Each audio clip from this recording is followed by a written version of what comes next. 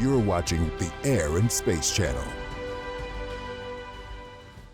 Born in the fire of the Cold War, the Hawker Hunter was a shining example of British ingenuity, artistic flair, and impressive aerodynamic performance. A masterpiece of inspired design and aeronautical grace, the Hunter was just one in a long line of successful fighters created by Sidney Cam. For those who flew her, the Hunter is remembered as aesthetically beautiful and beautiful to fly. The Hawker Hunter was the ultimate expression of Hawker Aircraft Limited, and the last in a long line of successful fighters designed by the company.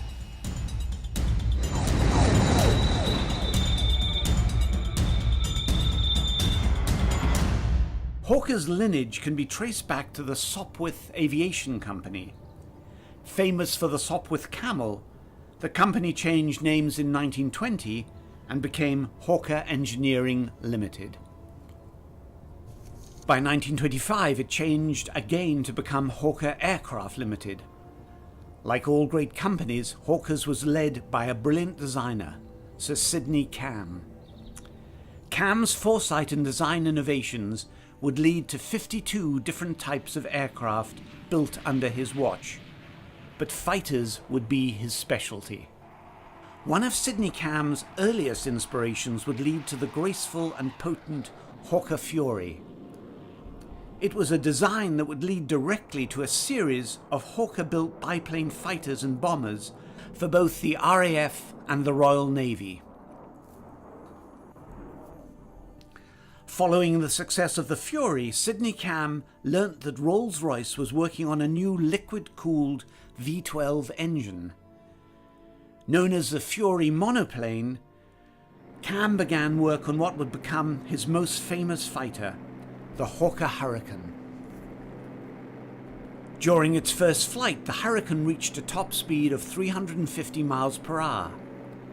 Impressed by the numbers, the RAF ordered 600 in June 1935. During the Second World War, the Hurricane would serve from the first day to the very last. Designed to replace the Hurricane, Sidney Cam's second monoplane fighter was the Hawker Typhoon. The Typhoon didn't have a smooth start. Problems with its Sabre engine led to delays and the risk of cancellation. These problems were soon ironed out, and the Typhoon went on to be one of the great ground attack fighters of World War II. To improve the Typhoon's performance, Sidney Cam began to work on a thinner, high-speed wing and produced the Tempest, the best medium-level fighter of the war.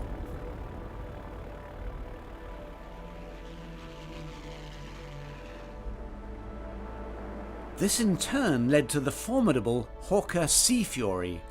Too late to see action during the war, the Fury is considered to be the finest piston-engine naval fighter ever built.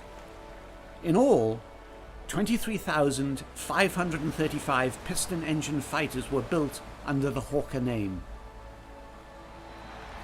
As the Second World War came to an end, Hawker turned its attention to the new jet engine and the design of its first post-war fighter.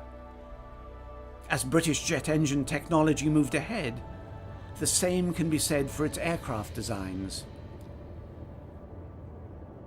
After the war, British industry tended to ignore much of what Germany had accomplished. The new swept-wing designs like the ME-262 and ME-163 were looked upon with suspicion and considered acts of desperation. As a result, few wind tunnel tests were performed, and unfortunately, Hawker's first jet fighter would be a rather conventional straight-wing design. The Hawker Seahawk first flew on September 2nd, 1947. A fighter of reasonable performance, the Seahawk was not ordered in large numbers. It did, however, give the Royal Navy its first taste of jet fighter operations. A month later, the swept-wing North American XP-86 Sabre took to the air. Compared to the Seahawk, the Sabre was clearly superior and capable of Mach 1 in a dive. Eager to catch up, Hawker dumped the Seahawk onto Armstrong Whitworth and turned its focus to a swept-wing design. It was a bold move. In simple terms, the Hunter was a swept-wing Seahawk. But if you remember, the Seahawk's intakes were quite a bit different from the Hunters, and they went round the engine. And I seem to recall, because where I was at Benson, they had Seahawks and attackers for a brief period while we were there. I never got to fly them, but I know Ray did. And the Seahawk was a lovely little airplane. It was light, power-weight ratio was good, straight wing, so its turning performance was very good. I don't think it had the roll weight that the Hunter had. And you have to remember that from the combat point of view, everybody seems to think it's speed. Yes, speed is bug out. But if you want to get into a turn-in fight with people, the thing that conditions how well you do that is the roll rate, which is why the Nat was so wonderful, because it had an extremely high rate of roll, and therefore you could be in your turn increasing your margins while the other guy is struggling to get into the turn. Many believe that Hawker's decision to skip the production of a straight-wing jet aircraft put them at a disadvantage when it came to production of the Hunter.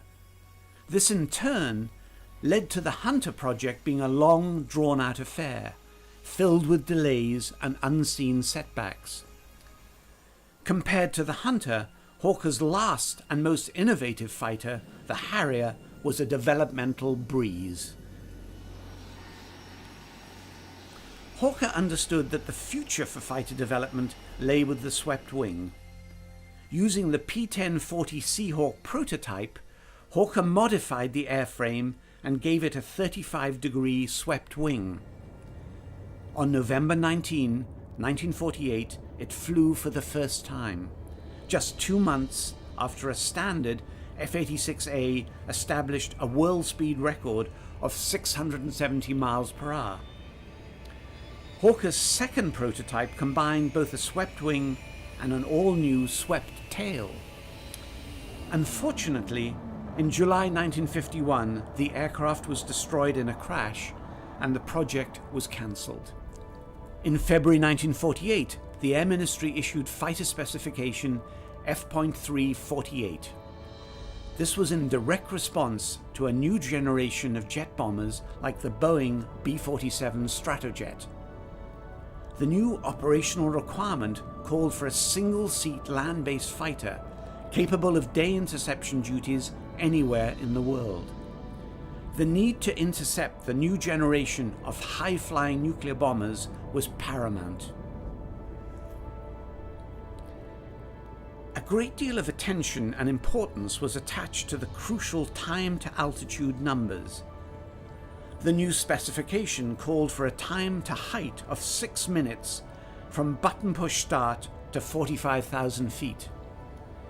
It was a figure the Hunter never met, with the F-1 taking 11 minutes to altitude and the more powerful F-6 taking 7.1 minutes. The specification also called for a top speed of 547 knots at 45,000 feet. The Hunter F-1 mustered only 524 knots, with the F-6 being slightly faster at 527. In November 1948, the Ministry of Supply ordered 3 Hunter prototypes. 2 would be powered by Rolls-Royce Avons, and the third with the Armstrong Siddeley Sapphire.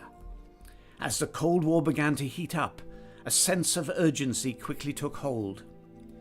On March 14, 1951, 4 months after the MiG-15 appeared over Korea, and 4 months before the first Hunter prototype even flew, the British government ordered 113 Hunter F-1s. Given super priority status, the Hunter was rushed forward, but it came at a price. As an interim measure and show of force directed at the Soviet Union, the British ordered 430 Canadian-built Sabre Mark IVs. They would serve for less than 4 years, but they gave many RAF pilots their first experience flying a modern swept-wing fighter. The first 20 Hunter F-1s built were basically trials and evaluation aircraft. They would be continually modified to test new features such as blown flaps and air brakes. Even when the full production F-1s entered service, they were far from operational. By looks alone, the Hunter should have been a winner from day one, but the reality was far different. The first major problem was the Hunter's fuel capacity. Flight time was measured in just minutes. There were also problems with transparency misting, the powered flight control units, undercarriage door sequencing, and more importantly, there were major issues with the Hunter's main armament. Armed with 4 30mm Aden cannon, Hawker's new fighter was heavily armed, but firing the guns at high altitude caused engine surge and flameouts. Not exactly what a fighter was designed to do, but the potential was clearly there. The problem with the gun firing was at altitude, which Boscombe Down discovered,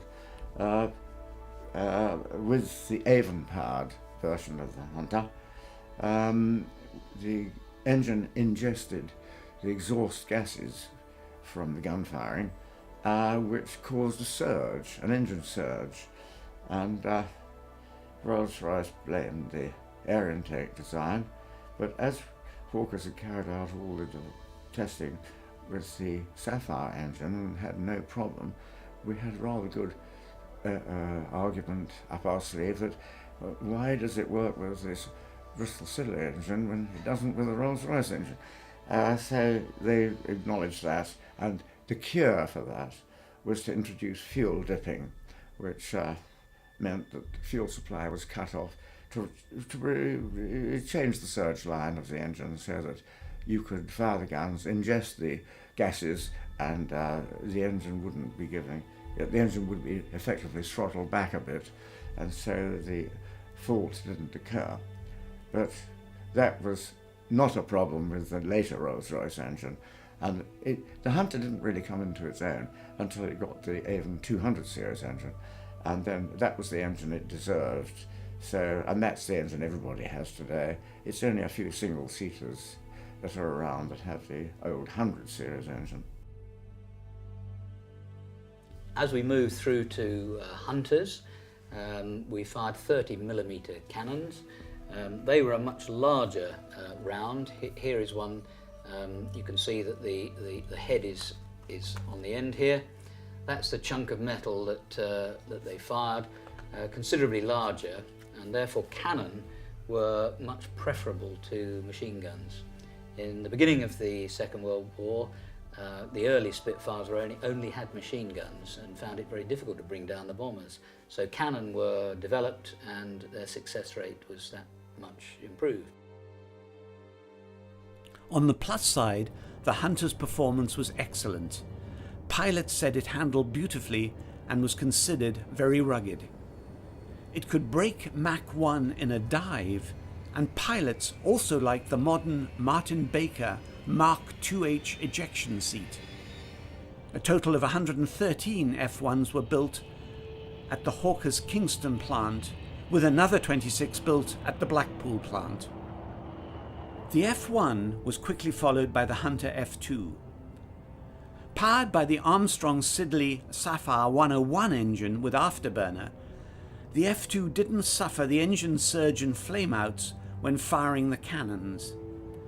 As with the F-1, the F-2 had a minimal fuel supply with a flight endurance of just 1 hour at best. This led to many accidents, with fuel starvation being the main cause. In the end, only 45 F-2s were built. For all its faults and many teething problems, the Hunter was proving to be a winner. Fortunately for the RAF, the only alternative was the Supermarine Swift.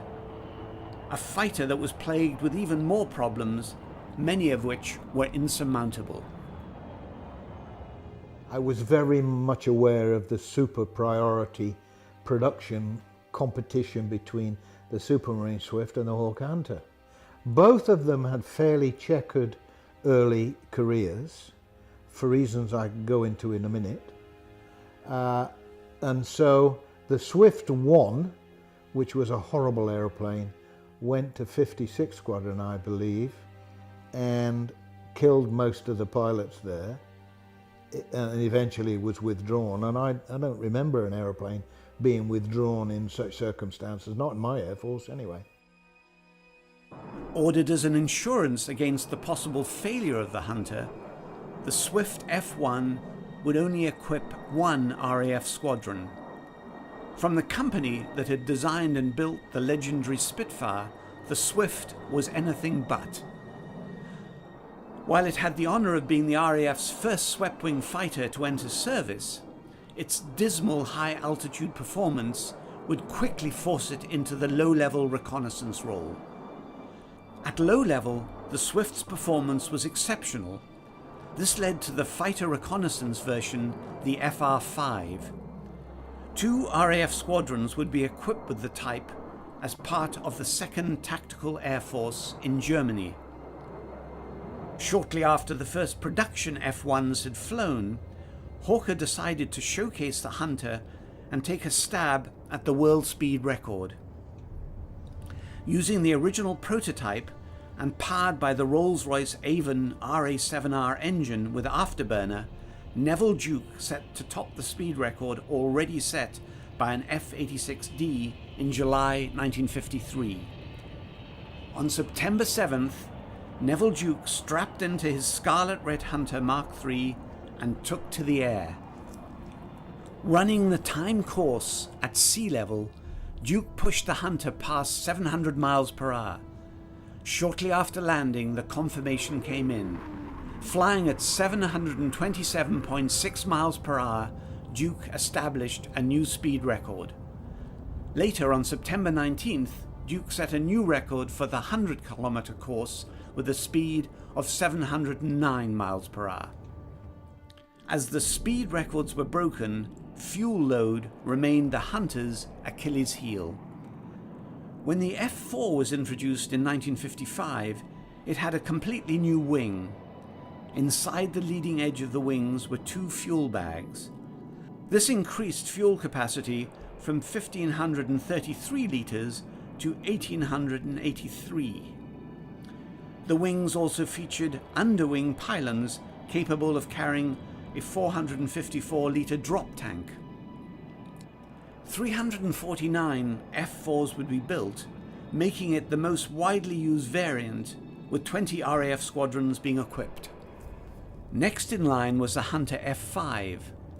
This was essentially an F-4, but powered by the Sapphire 101 engine. While generally superior to the F-4, only 105 would be built, and 5 RAF squadrons so equipped. The Hunter was very short-ranged, quirky in some respects, and the aeroplane that was issued, the Hunter 1, was replaced by the 2 and the 4 and the 5, and eventually the aeroplane, the 6, which is what we should have had first. All the rest, in my view, were a waste of time. By 1956, the Hunter was well established in RAF service. Eager to show off their new mounts, 3 Hunter aerobatic teams were formed.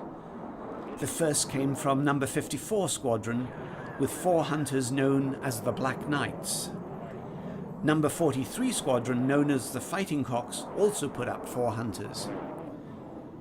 Number 111 Squadron followed suit with 4 of their own. Painting their Hunters all black, they were known as the Black Arrows. This was the only Hunter aerobatic team to fly well into 1957. Famous for their 7 and later 9 aircraft formations, the Black Arrows wowed airshow crowds across England. Their most memorable aerobatic feat occurred during the 1958 Farnborough Air Show.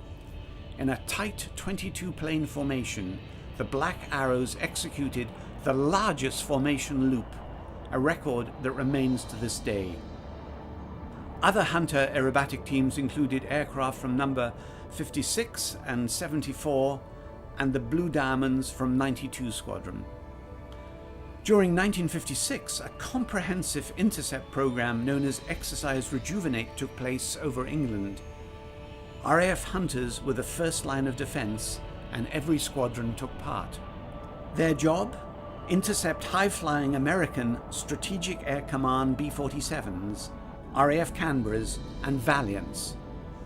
For the Hunter pilots, the exercise was relatively problem-free and a great success. Intercepting the B-47s and Canberras flying at 45 and 47,000 feet proved straightforward. The Valiants, however, came in at over 50,000 feet.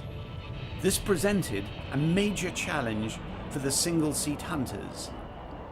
The Valiants were almost as fast, and they also flew well above the Hunter's operational ceiling.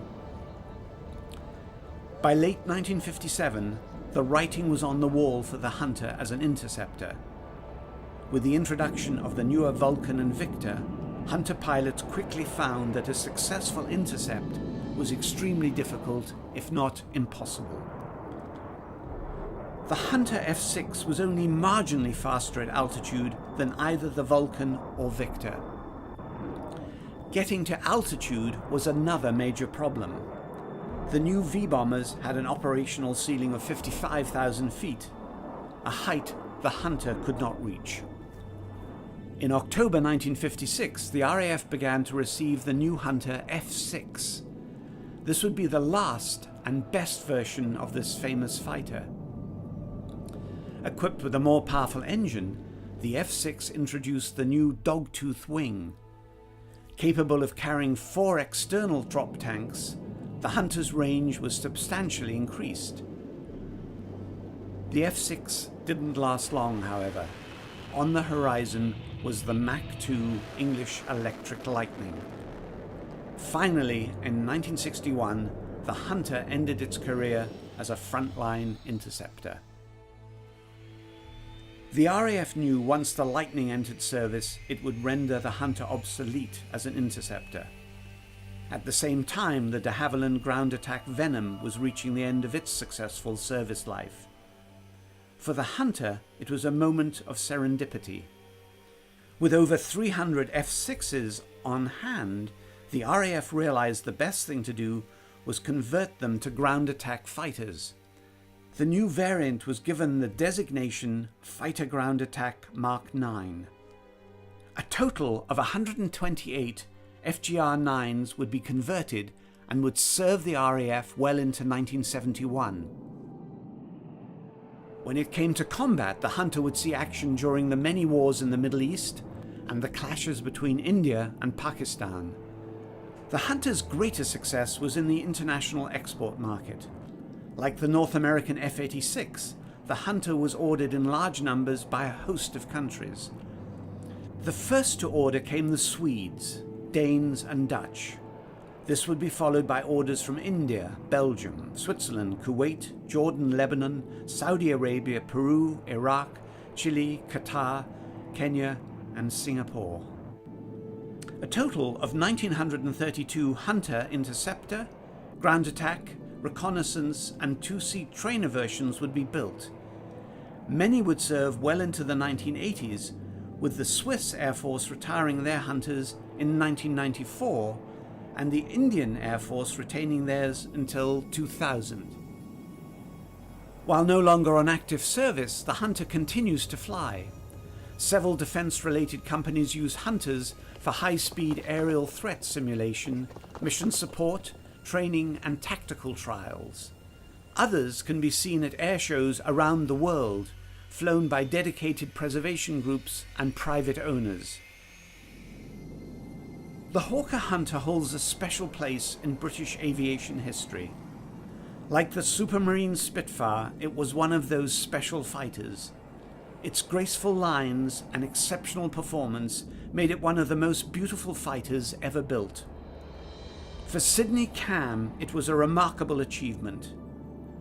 To look at the Hunter, one can easily see almost every fighter Cam ever designed in this one amazing aircraft. For the pilots who flew her, she was one of the last true fighters. The last word goes to British test pilot Eric Brown. Aesthetically beautiful and beautiful to fly. A real pilot's airplane. There isn't much you can say against the Hunter, if anything. It was a lovely airplane.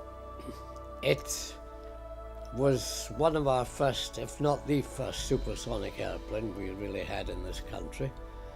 And it captured the world speed record in its time and lasted a long time and was used by many air forces. It had everything. It had beautiful harmony of control, and everything it did was easy to do, and I would almost risk saying it was near perfection. You're watching the Air and Space Channel.